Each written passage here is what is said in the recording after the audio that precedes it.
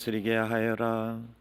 그리스도의 말씀이 너희 가운데에 풍성히 머무르게 하여라. 알렐루야. 주님께서 여러분과 함께 또한 사제의 영과 함께 루카가 전한 거룩한 복음입니다. 주님 영광 받으소서.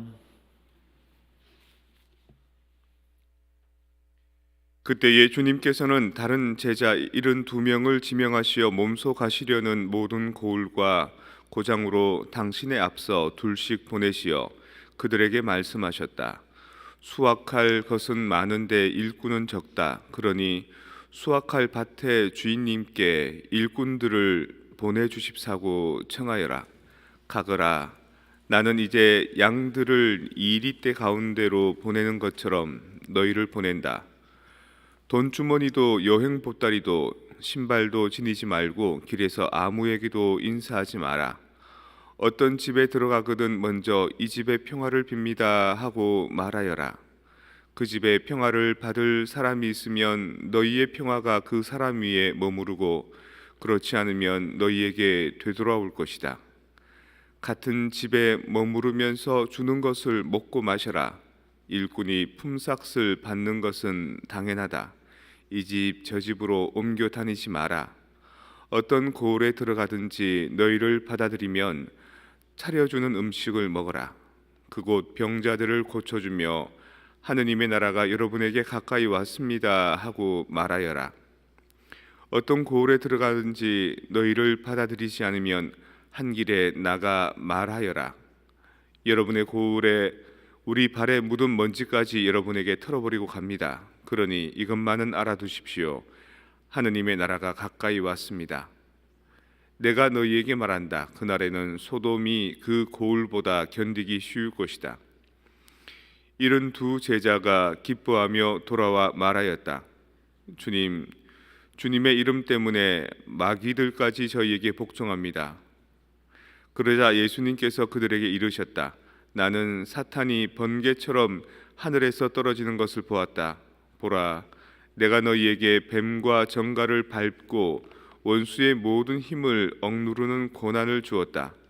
이제 아무것도 너희를 해치지 못할 것이다.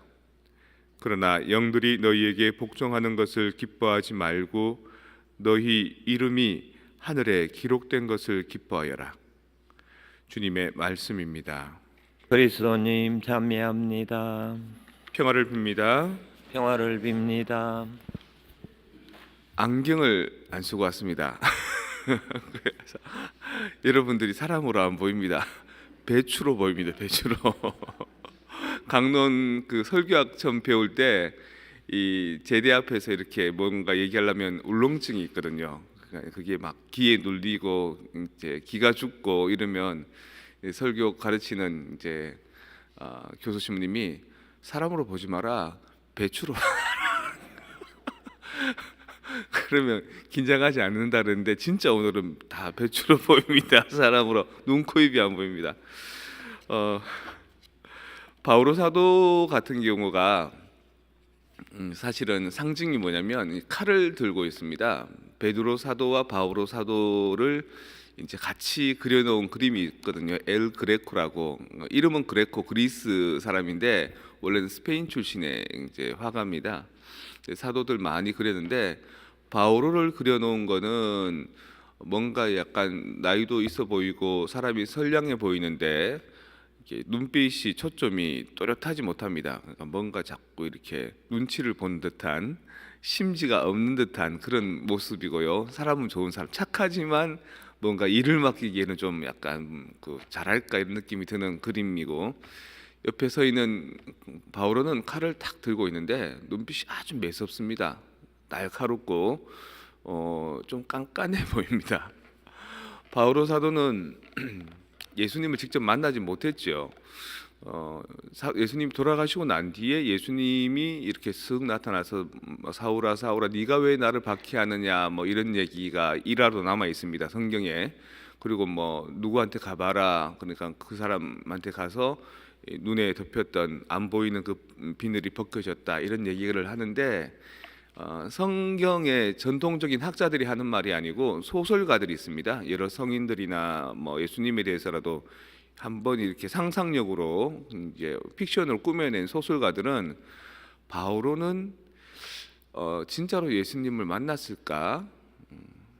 못 만나지 않았을까? 왜냐하면 바오로 사도가 워낙 그 능력이 뛰어나고 출중하면서도 성깔이 대쪽 같으니까 자꾸 도데카라고 불리는 12사도라고 불리는 그 사람들의 권위에 미치지 못하니까 내가 직접 당신들처럼 예수님의 직제자들처럼 예수님 밑에서 배우지는 못했지만 나는 대신 예수님을 환영으로 예수님의 현실을 처음 했소라고 말했지 않았을까?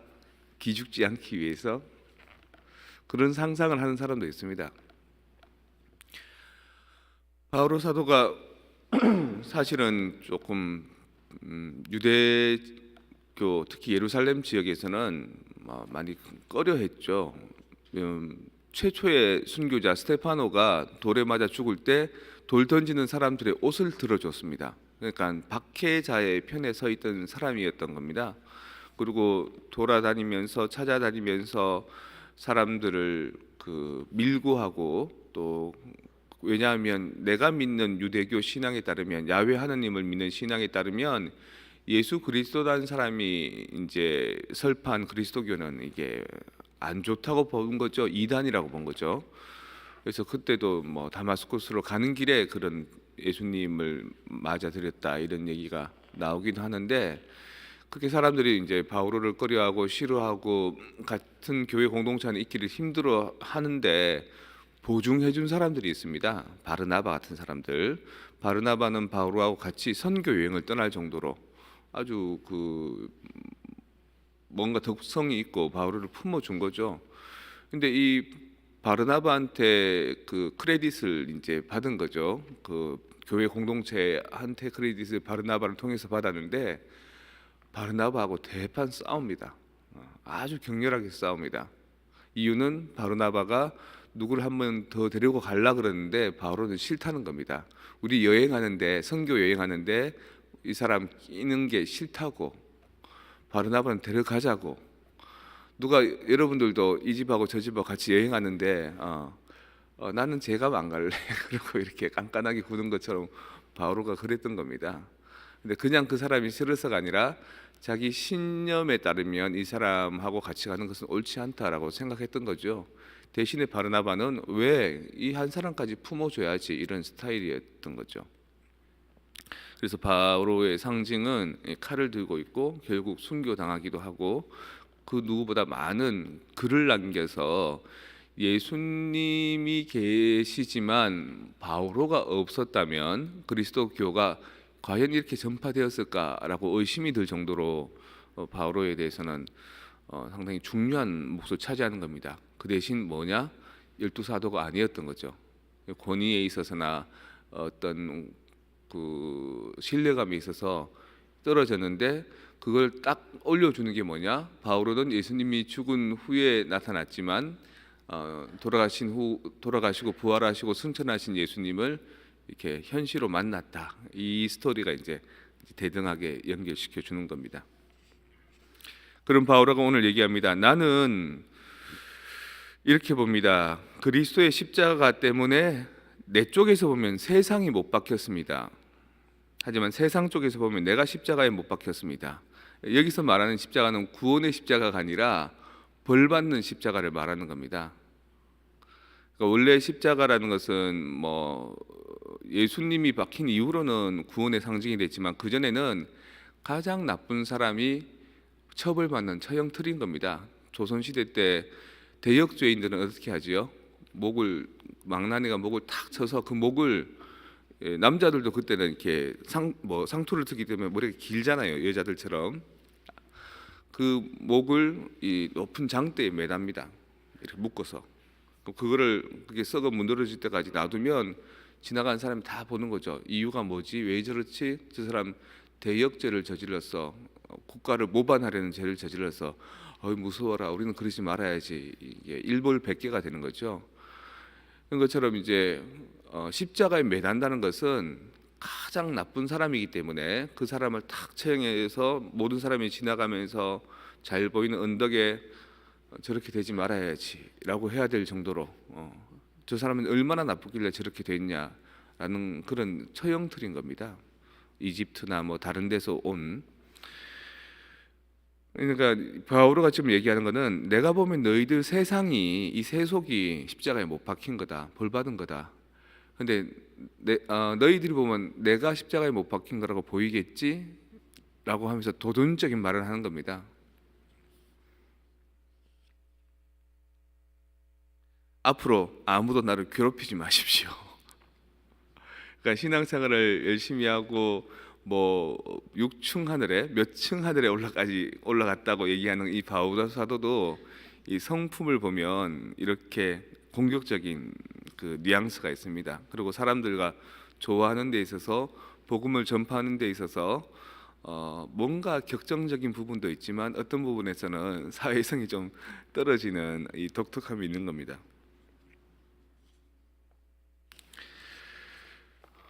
주님께서 이제 당신 제자 72명을 지명하시어 12제자가 아니죠. 72명을 지명하시어 이거는 사실 예수님의 제자가 몇 명이 있는지는 아무도 모릅니다. 어떨 때는 3,000명을 뭐 먹이신 기죠. 4,000명을 먹이신 기죠. 5,000명을 먹이신 기죠. 뭐 이런 얘기가 나오는 거 보면 다른 사람이 되게 많았습니다. 그런데 왜 12제자만 중요할까? 그것은 야곱의 아들 12아들로 시작된 이스라엘 12지파를 상징하기 때문에 그 12제자가 다 기득권을 갖고 있었던 겁니다. 그에 반해 바울은 그렇지 못했지만 그 72명 그러니까 12기 다 전부 다가 아닌 거죠. 72명을 지명하셔서 몸속하시려는 예수님이 직접 다니시면서 복음을 전파하고 치유해주고 들어주고 고쳐주고 하려고 했는데 예수님이 가시지 않고 이 72명을 둘씩 짝지어 보냅니다. 수확할 것은 많은데 일꾼이 적다. 그러니 수확할 밭에 주인님께 일꾼을 보내주십사고 청하여라. 제가 한 12명이 되면 여러분들한테 정말 더 좋은 서비스를 할 수 있을 것 같습니다. 그냥 저 말고 저를 통해서 여러분에게 헌신하도록 한 그 정신이 살아있는 12명이 있다면. 근데 불가능하죠. 분신술을 쓸 수는 없죠. 그래서 무엇을 해야 되느냐? 여러분들이 저처럼 되어서 제가 여러분들에게 방법을 가르쳐 주는 겁니다. 하느님의 말씀을 듣는 방법, 하느님께 말하는 방법, 하느님께 기도하는 방법, 또 하느님의 말씀을 읽어내는 방법. 그러면서 이제 여러분한테 여러분 이제 어디든지 가든지 이 집에 평화를 빕니다. 당신께 평화를 빕니다라고 그 평화를 빌어주고 그 다음에 서로가 친교하고 사랑하고 하면은 주변에 다른 사람들에게 붙어있던 마귀들이 다 떨어지고 주변에 병고들이 다 치유되고 억장이 무너지는 그 마음들이 다 치유가 되는 것들을 할 수 있는 겁니다. 나 혼자 안 뛰어도. 12제자가 기뻐하며 돌아와 말하였다. 주님, 주님의 이름 때문에 마귀들까지 저에게 복종합니다. 예수님이 마귀들이 너에게 복종하는 것을 기뻐하지 말고 너희 이름이 하늘에 기록된 것을 기뻐하여라. 제가 이제 바오로 사도부터 지금까지 얘기한 이유는 바오로 사도 또한 복음 선포에 충실한 사람이지만 인격적으로 인간적으로는 또 까칠한 부분이 있지 않습니까? 갈등이 있지 않습니까? 마찬가지로 신앙생활을 하고 사람들에게 복음적인 가치를 증거하는 사람들도 어떤 캐릭터는 약간 까칠한 사람도 있고요. 어떤 캐릭터는 순둥순둥하니 잘 따라주는 캐릭터도 있고 어떤 캐릭터는 지나치게 셀피시한 캐릭터가 있습니다. 그런 그 캐릭터들이 여러분 속에 묻혀 있는 겁니다. 12제자 안에 72제자 안에 그리고 바오로 사도 같은 그런 것 안에 이제 여러분들 저하고 함께 호흡한 지 1년이 넘어가잖아요. 제가 봤을 때는 최소한 제가 봤을 때는 처음에 봤던 여러분들하고 지금에 봤던 여러분들은 상당히 많이 성숙해 있습니다. 첫째는 코로나 바이러스가 많이 완화됐고요. 둘째는 여러분들만큼 이렇게 쉽게 변하는 사람들은 잘 없습니다. 성숙한 모습으로.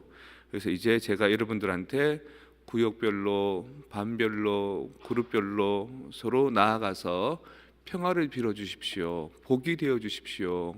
그리고 12제자, 72제자처럼 내가 가야 할 곳에 여러분들이 대신 가주십시오. 어제도 어떤 반모임 하신 분들이 원래 제가 가야 될, 제가 보살펴야 될, 제가 병자 성사 줘야 될 어느 자매님 집에 다 반모임이 다 찾아갔습니다. 그러니까 아프신 자매님이 정말 버선발로 벌쩍 뛰어나와서 못 일어선 사람이 벌떡 일어나서 그렇게 좋아하셨다 그럽니다. 눈에 안 보이는 마귀들이 떨어져 나가고 사람이 치유되지는 않지만 여러분이 신앙 안에서 서로 사랑을 나누어 주는 것이, 여러분이 서로 안에서 장벽을 허물어내고 서로를 따뜻하게 대해 주는 것이 우리 안에서 지금 복음의 성취가 이루어지는 겁니다. 그럴 때 바오로 사도 같은 독특한 캐릭터, 또 베드로 사도 같은 배신의 캐릭터, 요한과 또 야고보 같은 그런 천둥이 아들 같은 캐릭터들이 다 있는 거죠. 그런 것들을 이제 조화시켜야 되는 겁니다. 저 사람 나하고 다르네, 아우 내 스타일 아니야가 아니라 우리가 전체적으로 올바른 방향을 가고 있다면 각기 다른 캐릭터들은 오히려 뭔가를 해내는 데 훨씬 더 도움이 된다. 나는 이 부분에 전문성이 있지만 너는 이 부분에 능숙하구나. 나는 이 부분에 부족하지만 너는 이 부분에 부족하구나. 이것들이 함께 모여서 모자이크를 이루어서 우리 성프란치스코 한인 성당을 보면 여러분들 이렇게 보면 예수님이 보이네.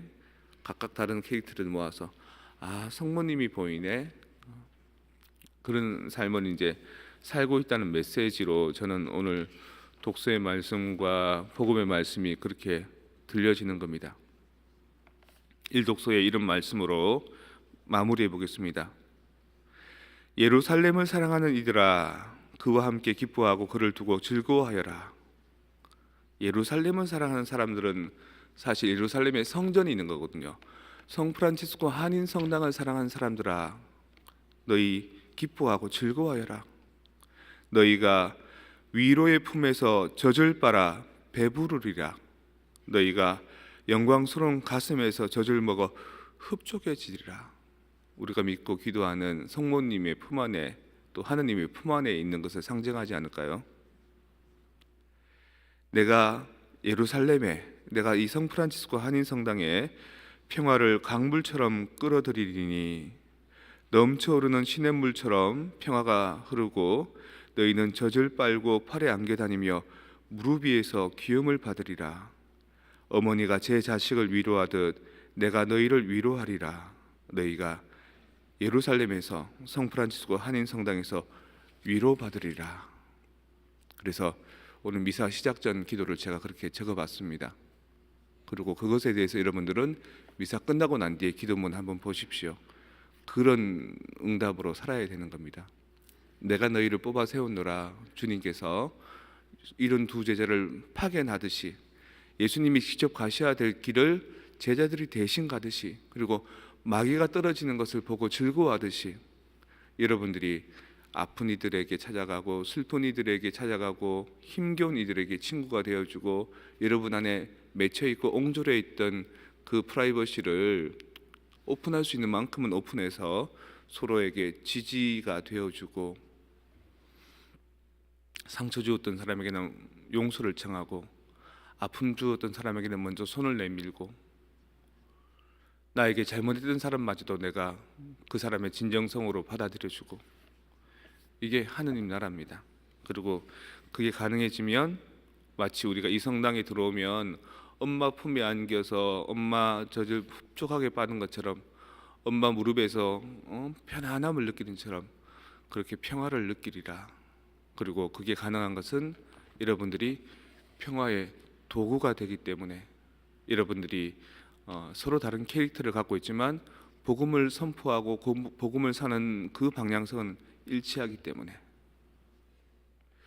오늘 강론 뭔가로 마무리하기보다도 이런 전체적인 뉘앙스들을 여러분이 담뿍 좀 느끼고 갔으면 좋겠습니다. 안고 갔으면 좋겠습니다. 저만이 보는 안목이 아니라 여러분들도 제 말을 들어보니 그렇구나라는 느낌을 오늘 좀 받아갔으면 좋겠습니다.